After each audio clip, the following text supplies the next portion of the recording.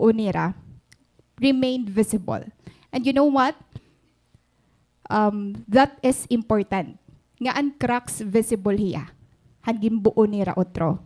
Because when we break, God does not disregard us, discard us. Diba? Same hand Facebook to, pwede naman nira iglabog, kaya ano ginbuo nira otro. Same with us. Kapag nag-fail ka, kapag na-broken ka, diri ka ginahapil ni Lord. Nawawari ka naman gamit, kaya nabasag ka naman, hapil ko nala ikaw. Diba? So, the vase remain visible. The cracks in the vase remain visible. Kapag nag-fail ka, kapag may mistake ka, your cracks visible hiya kan Lord. Pero diri ka niya ginahapil. And in God's hands, brokenness is never the end of the story. Ibig sabihin, ang highlight ng aton message na is that in the hands of God's redeeming love, even the broken become beautiful. Redeeming love gathers the pieces, restores value, and turns shame into testimony. So I hope if you have failures, if you have mistakes, even past na hiya, yan na nga adlaw, igbalik naton kung ano nga gusto ni Lord, i-restore nga story aton.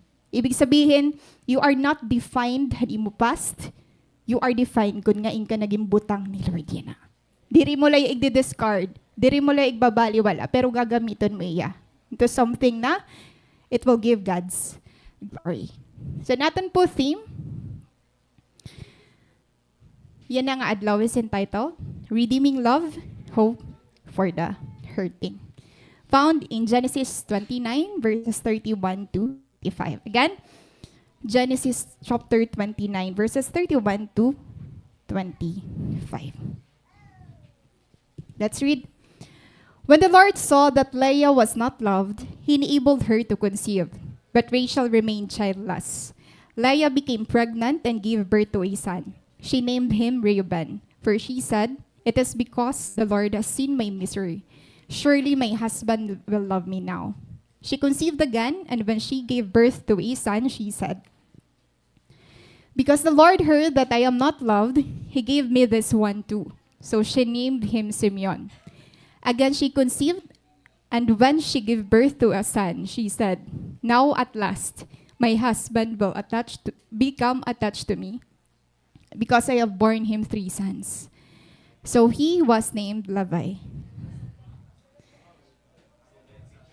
Verse 35, she conceived again, and when she gave birth to a son, she said, "This time I will praise the Lord." So she named him Judah. Then she stopped having children. May the Lord bless the reading of His word. Ayan, hingal man ako.